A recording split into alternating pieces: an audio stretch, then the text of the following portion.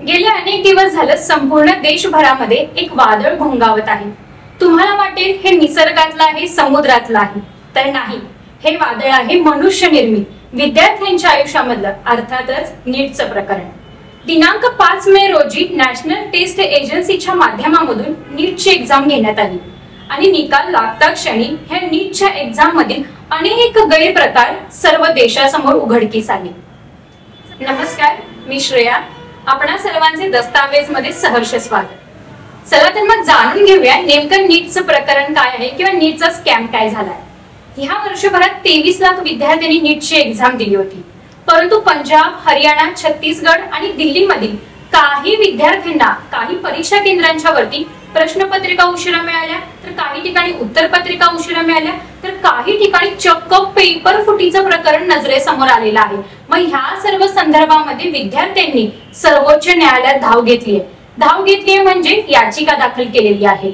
या वर्षी प्रथमच 1563 विद्यार्थ्यांना ग्रेस गुण म्हणजे वाढीव गुण देण्यात आलेली आहे। दरवर्षी 720 पैकी 720 गुण मिळवणाऱ्या विद्यार्थ्यांची संख्या ही 5 ते 6 असते, परंतु ह्या वर्षी प्रथमच ग्रेस गुण दिल्यामुळे 718 ते 719 पर्यंत जाणाऱ्या विद्यार्थ्यांची संख्या सुद्धा फार आहे आणि त्याही पुढे जाऊन 720 पैकी 720 गुण मिळवणाऱ्या विद्यार्थ्यांची संख्या ही 67 पर्यंत पोहोचलेली आहे। ह्या सर्व प्रकरणामध्ये नीटचे पेपर फुटी प्रकरणामध्ये एका रॅकेट मधील आरोपींनी जवळपास 27 विद्यार्थ्यांच्याकडून प्रत्येकी 10 लाख रुपये घेतलेलं उघडकीस आले, तर याच्याही पुढे जाऊन जवळपास 37 विद्यार्थ्यांना आधीच पेपर मिळाल्याचे सुद्धा निदर्शनास येत आहे।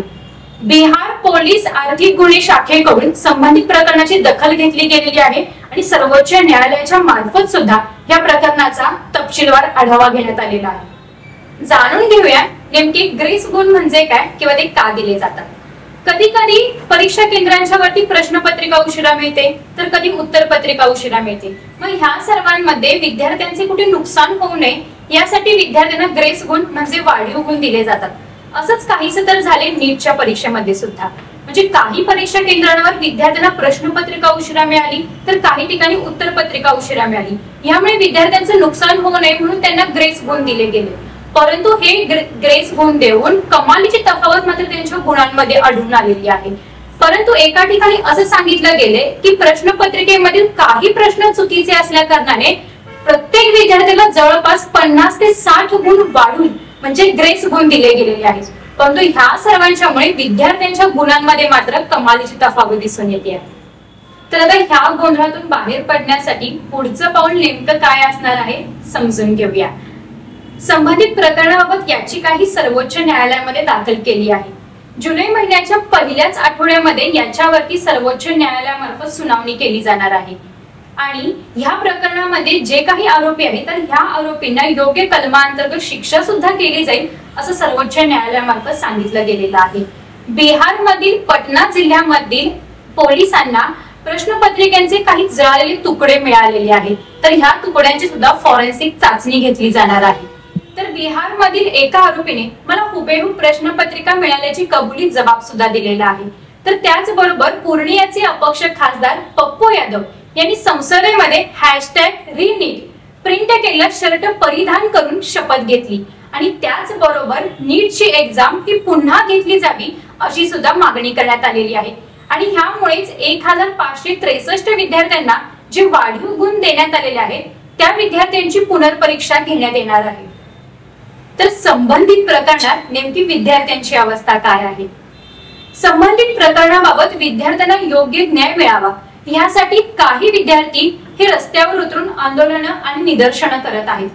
म्हणजे विकासाच्या केंद्रस्थानी असलेल्या विद्यार्थ्यांच्या बाबतीमध्ये आज असे अनेक गैरप्रकार घडत आहेत, त्यामुळे नेमका हा अडथळा हा विद्यार्थ्यांच्या आड येतोय की विकासाच्या आड येतोय असा प्रश्न आज विद्यार्थी वर्गातून विचारला जातो आहे।